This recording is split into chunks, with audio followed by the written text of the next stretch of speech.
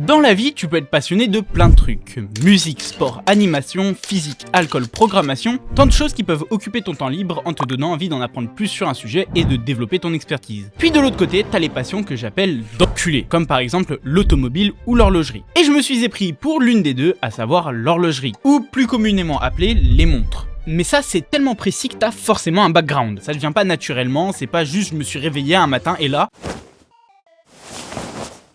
Oh putain! En plus, je suis rentré dans ce game en faisant une très grosse erreur, et ça m'a coûté de l'argent tout ça. En gros, un jour, j'ai rencontré un pote qu'on appellera Léo, et qui, je ne sais pour quelle raison, voulait s'acheter une montre qu'on appelle Skeleton. À ce moment-là, j'y connaissais rien en montre, donc je demande, mais qu'est-ce qu'une Skeleton? Et on m'explique que c'est une montre qui laisse à découvert le mécanisme, ce que je trouve trop stylé, et généralement, ces montres s'achètent aux alentours de 500-600 € pour des marques pas folles. Mais ça, j'y connaissais rien. On commence donc à aller dans différents magasins pour regarder les montres, les comparer. Puis à un moment, on trouve une montre, une Skeleton à 250 € de la marque Fossil, et elle est très sympa. Mais 250 € c'est quand même cher, donc je l'achète pas. Puis un jour, en allant dans des boutiques toujours avec la hype d'en acheter une, je tombe sur cette montre. Skeleton, belle, mais également au prix de 100 €, qui est tellement plus bas que ce qu'on a pu voir. Je décide donc de l'acheter. Comme j'avais un peu d'argent de côté, je me suis dit pourquoi pas me faire un petit plaisir. Après ça, j'étais lancé dans la recherche de montres, et je commençais de plus en plus à me renseigner sur les différents types, usages et marques. Et c'est pas au bout de plusieurs mois d'apprentissage et d'informations que je réalise que les montres que j'ai achetées, elles puent la merde, voilà, vraiment elles sont nulles, achat à perte. Mais en termes d'horlogerie, et oui, j'ai dit les montres parce que j'en avais aussi une autre que j'ai achetée tard l'époque, mais elle aussi elle est claquée au sol. Depuis ce jour, je vends donc 2 magnifiques montres en bon état, donc si jamais vous voulez les acheter, n'hésitez pas à me contacter en venant sur le Discord.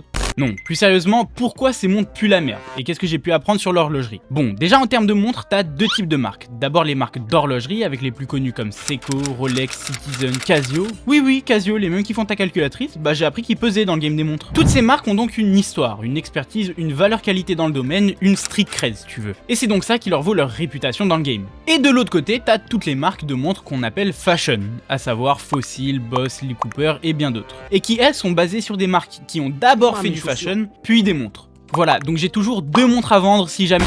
Mais du coup, qu'est-ce qui me passionne autant dans l'horlogerie? Bah ouais, c'est juste un truc qui fait tic-tac et qui dit l'heure.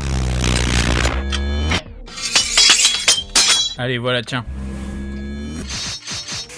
C'est 2 choses principalement, les complications et l'histoire. Mais qu'est-ce qu'une complication, Kayato? Instruis-moi. Une complication, c'est un peu le widget que tu peux retrouver sur ta montre. Un chronomètre ou chronographe en horlogerie, la date, le jour, les phases lunaires, un calendrier perpétuel qui te donne le jour, le mois, l'année, en prenant en compte les mois de 30, 31 ou 28 jours, et en prenant en compte les années bissextiles, te permettant de te transformer en monstre.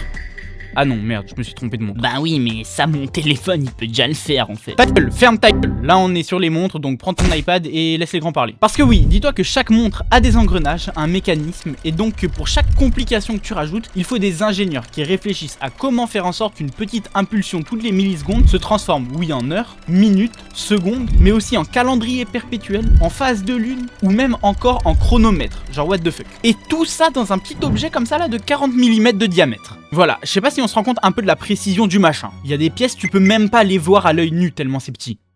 Mais bon, tu dois avoir l'habitude de manipuler des petites pièces, toi. Avant les montres, c'était des montres à gousset, des montres de poche que tu dégainais pour regarder l'heure. Suspect éliminé. Puis un jour, un petit aviateur du nom de Alberto Santos Dumont trouve que sortir sa montre à gousset en plein vol et lâcher les commandes, c'est peut-être un peu dangereux. Donc il va voir un pote à lui qui s'y connaît un peu en montre, ayant une petite entreprise peu connue du grand public. Cet ami s'appelle Louis Cartier et lui propose donc l'idée de mettre un bracelet en cuir sur la montre, comme ça c'est plus facile à regarder. Et c'est comme ça qu'est née cette merveille, la Cartier Santos, qui d'ailleurs dans ce modèle-là est également une de mes montres de rêve. Mais dis donc Freddy, comment fonctionne une montre? Cette émission vous est proposée par Vrem Entertainment. Eh bah c'est une très bonne question ça, Kayato. L'objectif d'une montre est simple, stocker de l'énergie puis la redistribuer tout en la fractionnant pour obtenir une rotation régulière qui donnera le temps. Pour stocker cette énergie, nous avons donc le barillet, constitué d'un ressort moteur qui emmagasine l'énergie en étant enroulé sur lui-même. Ce même ressort voulant se détendre va alimenter tout le mouvement via le train de rouage. Cependant, sans rien pour le retenir, toute l'énergie se libère d'un coup.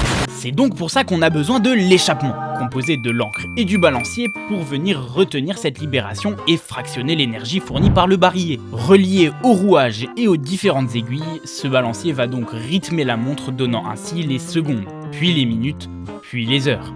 Grâce à ce système, une montre mécanique atteint une bonne précision, ne dérivant seulement que de quelques secondes par jour, en fonction de la qualité de la montre et des finitions. Bah oui, mais moi mon téléphone il dérive jamais. Ce mécanisme est utilisé dans deux types de montres, les montres manuelles et automatiques. Les manuelles étant des montres que l'on recharge en tournant la couronne, et les montres automatiques qui ont également un rotor à l'arrière, permettant à la montre de se recharger avec les mouvements du poignet. Mais en 1969, les putains de japonais inventent un putain de quartz qui crée une grosse crise et... Ah putain, je l'ai fumé ces japonais.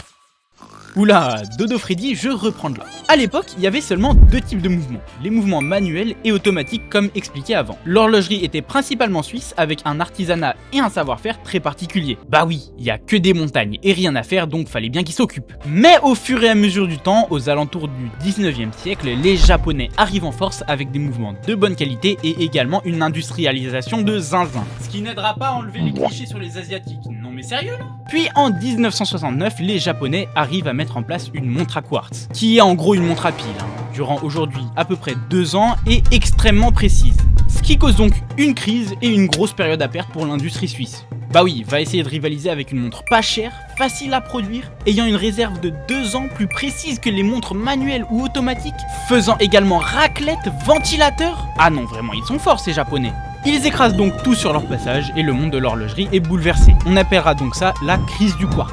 Pourtant, aujourd'hui, les montres à quartz sont celles qui coûtent le moins cher et les deux autres types sont les montres qui coûtent le plus. On en arrive donc à mon point, l'horlogerie, c'est une passion de culé. Encore plus tôt, je disais que l'automobile aussi, mais d'abord, je dis ça principalement parce que c'est une passion de riche et qu'il faut avoir de la thune pour pouvoir faire une collection ou rentrer dedans. Comment ça? Pour mon 18e anniversaire, père m'a acheté une Omega Speedmaster. Achat de routine, me disait-il. Oui, voilà, le prix des montres, s'il te plaît, regarde. Ça, c'est des montres à quartz, comme je te l'ai dit, assez abordable. Maintenant, regarde le prix des montres automatiques. Voilà, passion d'enculé. Ça là, cette montre, bam, 3000 €. Mais en comparaison avec ça, vous savez ce qui est gratuit? De s'abonner, donc n'hésitez pas à vous abonner. Donc en gros, l'horlogerie, tu payes un truc qui coûte cher, qui sert pas à grand chose, et en plus qui fonctionne moins bien que sa sœur moins chère. Bah oui, bah t'es con là, je peux plus rien faire. Mais pourquoi des prix si broken du coup? Après la crise du quartz, le monde de l'horlogerie s'est séparé en deux, avec d'un côté les dragons célestes et de l'autre côté les pauvres sa mère. Les montres pratiques quotidiennes qui sont là pour le bon fonctionnement et la précision, et les montres mécaniques et de marque qui sont là pour la beauté de l'horlogerie. Parce que voilà, une montre ne reste plus qu'une montre, mais une pièce de collection, d'art, et donc un garde-temps comme j'aime bien l'appeler. La montre ne relève plus d'un simple côté pratique, mais d'un savoir-faire, une histoire, d'un mécanisme qui est propre à chaque maison et qui a été travaillé par des ingénieurs sur plusieurs années pour garder du temps dans un si petit boîtier de seulement quelques centimètres carrés. Pourquoi utiliser un piano à queue quand tu pourrais utiliser un synthé? Pourquoi écrire une lettre ou un journal quand tu pourrais juste taper sur un ordinateur? Pourquoi peindre une toile alors que tu peux faire la même sur une tablette graphique? C'est parce qu'à ce moment-là, tu sors du côté pratique et tu rentres plus dans le sens. Une montre montre quelque chose de vivant, un cœur battant qui cherche à contenir et à délivrer une mesure, un concept qui ne peut être changé. Le passage du temps. Et je dis pas que tous les passionnés de montres pensent la même chose. Chacun a sa vision, chacun a sa passion, chacun y trouve son sens. Pour moi, j'aime bien avoir une belle montre, savoir comment elle fonctionne et me dire que tout ça tient dans un si petit objet qui est là, tout le temps, autour de mon poignet. Avoir une montre pour un passionné, c'est pas juste une marque, un objet bling bling que t'as au poignet, mais une passion, une raison, une envie. Je pourrais dire des excuses pour acheter une montre, dire que c'est un investissement, qu'elle prend de la valeur ou autre. Mais avant tout, ce que je cherche dans ça, c'est de prendre une pièce qui me fait kiffer.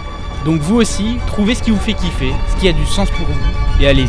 Parce que s'il y a bien une chose que tu peux voir en regardant une montre, c'est que le temps passe et n'attend pas.